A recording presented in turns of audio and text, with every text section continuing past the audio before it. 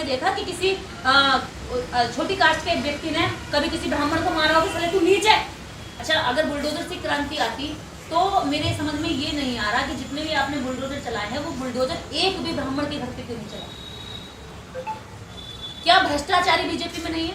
देखिए से मोहन भागवत जी मस्जिद जा रहे हैं और फिर वहां से कहा जा रहा है कि मोहन भागवत राष्ट्रपिता है देश, इसको कैसे देख रहे हैं?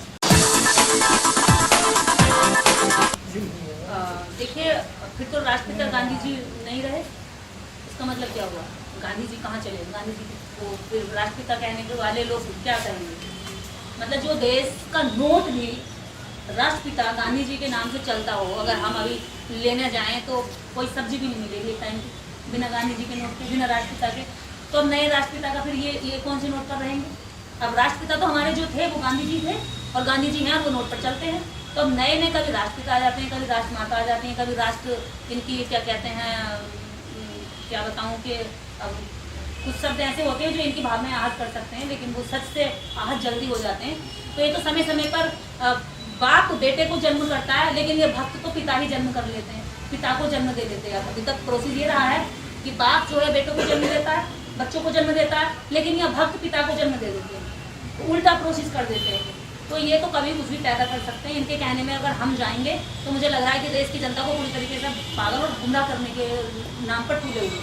लेकिन जिस तरीके से वो मस्जिद जा रहे हैं, मस्जिद का दौरा कर रहे हैं, किसी मौलाना से मिलने, इसको कैसे देख रही हैं? देखिए, ये सारी वोट की राजनीति 2024 आ रहा है और केवल मुस्लिम एक चीज के लिए इस्तेमाल किया जाता है जब दंगे कराने होते हैं। मुस्लिम शब्द वो कभी मुस्लिमों के साथ अगर नफरत करते तो वो मुस्लिमों के साथ अपनी बेटियों की, अपनी भतीजियों की, अपने घर की लड़कियों का रिश्ता नहीं करते। जितने बड़े बड़े जो बड़े बड़े ऊंचे लेवल के जितने ब्राह्मण हैं, सबकी बेटियों का रिश्ता मुस्लिमों के साथ है, खान के साथ है, शेख के साथ है। तो क्यों है? वो तो मस्जिदों में इसलिए जा रहे हैं ताकि वह मुसलमान में जो नफरत है बीजेपी के लिए वो कम हो जाए और कुछ मुस्लिम कट के उधर से आ जाए। जैसे कभी कभी कहते हैं भी 3 तलाक का मुद्दा ले आए, कभी कभी और भी मुद्दे लेकर आए हैं मुस्लिमों को प्रभावित करने के लिए। अभी इन्होंने एक बयान और दिया कि सारे हिंदुओं को इकट्ठा करेंगे।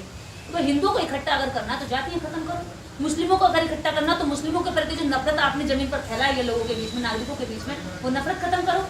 अभी 100 लोग हमसे कहते हैं, जब हम अपने ही जिस धर्म में हम सताए गए लोग हैं, अगर उसके अंदर हम कहते हैं जातिवाद है और हमारे साथ ऐसा हो रहा है, तो वो कहते हैं कि मुस्लिम पर क्या कर रहे हैं? अगर हिम्मत है तो मतलब मुस्लिम की ओर को डाइवर्ट करते हैं। बात यहाँ चल रही होगी तो मुस्लिम पर ले जाने की कोशिश करते हैं कि तुम अगर मुस्लिम के खिलाफ नहीं बोलो तो तुम मुल्ला की औलाद हो, ऐसे बोल देते हैं। मतलब तुम्हारी खतना हो गई है, ऐसे बोल देते हैं, कुछ भी बोलते हैं।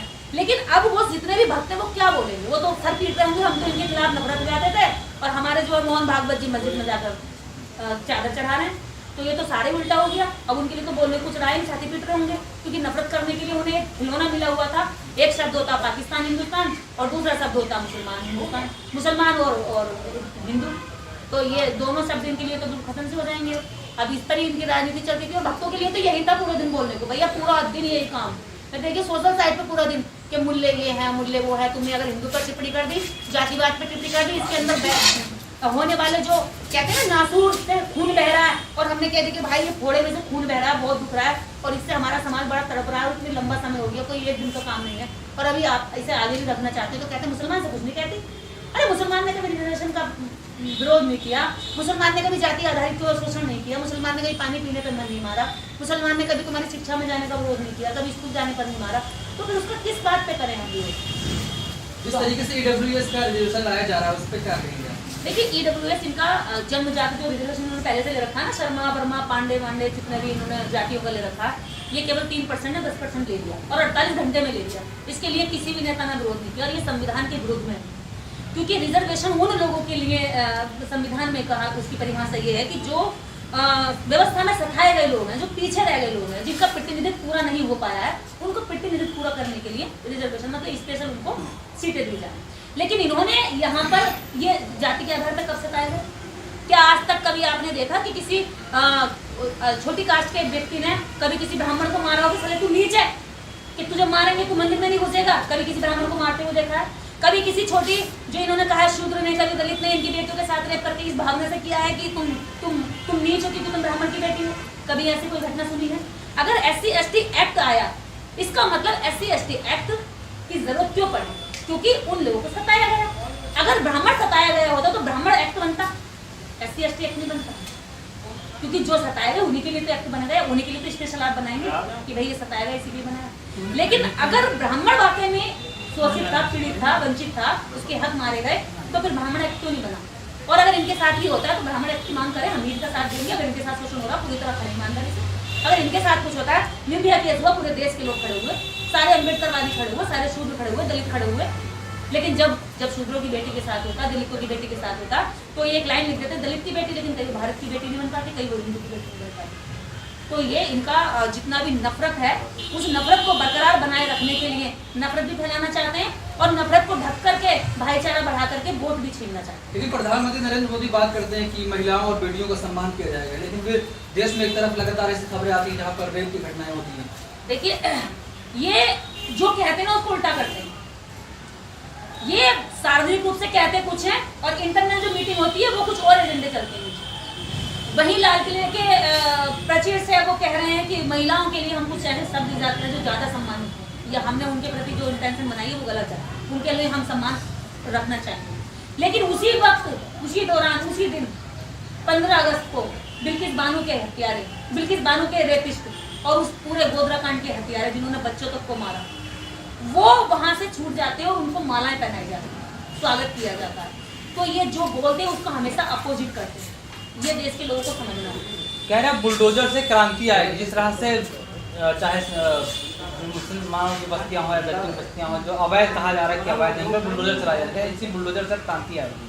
अच्छा, अगर बुलडोजर से क्रांति आती तो मेरे समझ में ये नहीं आ रहा कि जितने भी आपने बुलडोजर चलाए हैं वो बुलडोजर एक भी ब्राह्मण के घर पे क्यों नहीं चला? क्या भ्रष्टाचारी बीजेपी में नहीं है? बताइए, क्या भ्रष्टाचारी जितने भी हैं वो और जगह पर हैं, और पार्टियों के समर्थक हैं, और पार्टियों के नेता हैं? क्या वो वहां के कौवे ही आकर बहुला बन जाते हैं क्या? बिल्कुल सफेद। वहां वो कौवे दिखाई देते हैं इनको एकदम काले धब्बों से लगे हुए, और यहाँ आकर के एकदम सफेद हो जाते हैं, वॉशिंग पाउडर धुल कर दे देता है उनको, जैसे कि मतलब यहाँ आते ही वो बुलडोजर नहीं चला पाएंगे। ये केवल षड्यंत्र है कि अगर नहीं आओगे इधर तो बुलडोजर खड़ी है पीछे। कह रहे अवैध निर्माण है, अवैध। हाँ, तो कितने अवैध निर्माण हैं यहाँ पर? आप बीजेपी के सारे नेताओं को खंगालिए ना। बीजेपी के नेता है क्या अवैध नहीं है? बीजेपी के तो नेता है इतने, मतलब इनके भाषण तक अवैध है, इनके सारे काम अवैध है, और सारे अवैध जितने भी वहाँ अभी कांग्रेस से इन्होंने सारे लगभग 11 MLA लिए, तो क्या वो पहले अवैध थे, अवैध हो गए? मतलब पहले जितनी भी अवैध संतानें होती हैं इनके यहाँ आकर के वैध संतानें हो जाती हैं, जायज हो जाती हैं, उनके सारे कर्म धुल जाते हैं, उनके सारे पाप धुल जाते हैं। सब राष्ट्रवादी हैं, राष्ट्रहित में काम करते हैं। हाँ, तो ये इनका राष्ट्रवाद है ना, जो ज्यादा से ज्यादा भ्रष्टाचार करे और भाषण दे, भ्रष्टाचार खत्म करना है, और भ्रष्टाचार की ही मंच बना करके खड़ा हो, और भ्रष्टाचार के ही पैसे से पीछे फ्लैट खरीदा हो अभी, और उसके चेले चमाटे चमचों के पास तक भी जो अरबों का करोड़ों का फ्लैट हो, वही कहता भ्रष्टाचार खत्म करो।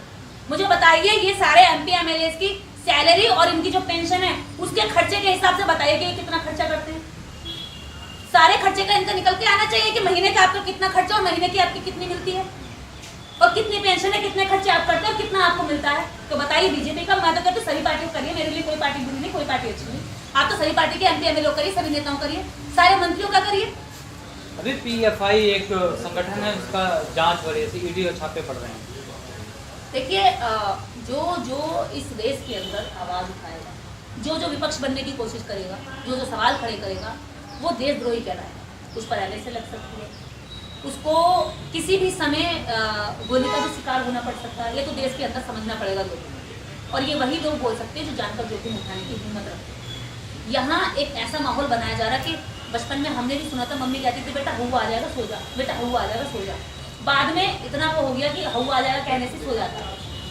तो ये वो दिखा रहे हैं, अपना हुआ बना के दिखा रहे हैं कि हम बहुत बुरे लोग हैं, हम तुम्हें नष्ट कर देंगे, तुम पे बुलडोजर चला देंगे, तुम पे NSA लगा देंगे और तुम्हें बर्बाद कर देंगे, अगर तुम ऐसा नहीं करोगे तो तुम्हारे साथ ऐसा हो जाएगा। ये एक दूसरी लाइन दिखा रहे हैं, ऐसा करो वरना ऐसा करने के लिए अपने ऊपर तैयार है। तो वो सारे अपने कोशिश कर रहे हैं कि ऐसा हम करें। देखिए, प्रधानमंत्री जी जब किसी दलित पर कोई मारपीट होती है तो कहते हैं कि हमारे दलित भाइयों को मत मारो, मुझे मार लो। और योगी आदित्यनाथ जी कहते हैं कि मुसलमानों से मुझे प्यार है, कहते हैं मैं मुसलमानों से मोहब्बत करता हूँ, प्यार करता हूँ। अगर ये वो कहते हैं कि दलितों को मत मारो चाहे मुझे गोली मार दो, इतने ही दलित एट्रोसिटी के केस भर जाते हैं। वो कहते हैं कि मुझे मुसलमान भाइयों से प्यार है, इतने ही मुसलमानों के घरों पर, दुकानों पर, पूरे मार्केटों पर बुलडोजर चल जाती है। मैंने क्या कहा, कहते हैं कुछ, करते हैं कुछ, एकदम उल्टा। आपको बिल्कुल सफेद दिखाएंगे लेकिन पीछे से एकदम काला करेंगे, और वो इस तरह से करेंगे कि वो आपको कभी साबित ही नहीं होने देंगे, बार बार जिद करेंगे हम ही ठीक हैं, हम ही ठीक हैं। और ये लोकतंत्र के सबसे बड़े हथियार हैं, जहाँ केवल अपने आप को बोलने का हक मानते हैं और दूसरे के बोलने का हक को बिल्कुल खत्म कर देना चाहते हैं। राहुल गांधी भारत जोड़ो यात्रा कर रहे हैं, क्या भारत जुड़ता हुआ नजर आ रहा है? कुछ कामयाबी मिल रही है? देखिए, उन्होंने कोशिश की है। मैं तो ये कहूंगी विपक्ष को हमेशा मजबूती के साथ खड़े होना चाहिए, वरना पक्ष जो है तानाशाही हो जाता है। और इसके लिए मैं बधाई दूंगी, इस तरह की सभी जितनी भी विपक्षी पार्टियां हैं, सभी लोग उठें और एक मजबूती के साथ खड़ी हों। भले ही आप अलग अलग पार्टियां हैं, अलग अलग दल हैं, अलग अलग नेता हैं, लेकिन विपक्ष में तो हैं, जितने भी विपक्ष के दल हैं वो सारे एकजुट होकर के लड़े, क्योंकि अभी इस समय जितना भी जो पक्ष में पार्टी खड़ी हुई है वर्तमान में, वो एकदम से तानाशाही होती जा रही है। लेकिन मैम बीजेपी तो कह रही है भारत तो पहले से जुड़ा है, भारत को जोड़ने की बात नहीं हो रही, पाकिस्तान को जोड़ना चाहिए। अच्छा, पाकिस्तान को अखंड भारत बनाना है। अखंड भारत कहाँ तक है इनको पता है? अखंड भारत की परिभाषा अखंड भारत सम्राट अशोक ने बनाया था। ये सम्राट अशोक जैसे राजा बन सकते हैं, जिसके देश में जिसने जानवरों के लिए भी, जो इंसान को छोड़िए जानवरों के लिए भी सम्राट अशोक ने सड़कों पर पेड़ लगवाए थे कि जानवर जब चले तो सस्ता लें, राहगीर जब निकले तो पेड़ की छांव में बैठ जाएं। उसने जगह जगह नल तैयार कराए थे, कुएं खुदवाए थे सड़कों के किनारे किनारे। क्यों? एक ऐसा सम्राट अशोक जिसने अखंड भारत बनाया था। क्या आज का राजा ऐसा है कि अखंड भारत बना सकता है? क्या बात करने से क्या होता है? बात तो ये भी करते हैं कि महिलाओं की इज्जत होगी, महिलाओं की सुरक्षा होगी। क्या महिलाओं की सुरक्षा है? मेरे ऊपर खुद मुझे दिन भर में 50 धमकी आती हैं कि तेरे साथ रेप हो जाएगा, तेरे साथ रेप करेंगे, तुझे क्या कहते हैं घर में घुस के गोली मारेंगे। इतना असुरक्षित माहौल मुझे दिखाया जा रहा, क्योंकि इसलिए कि मैं इस देश के अंदर जो दबे हुए आवाज है उनको आवाज बंद करके मैं उनकी आवाज बोल रही हूँ। केवल इतना सा दोष है मेरा। लेकिन गृह मंत्री तो कहते हैं रात के 12 बजे कोई लड़की निकली और सेफ है। कहाँ निकल रही है रात के 12 बजे? वो अपनी लड़की को भेजे थे।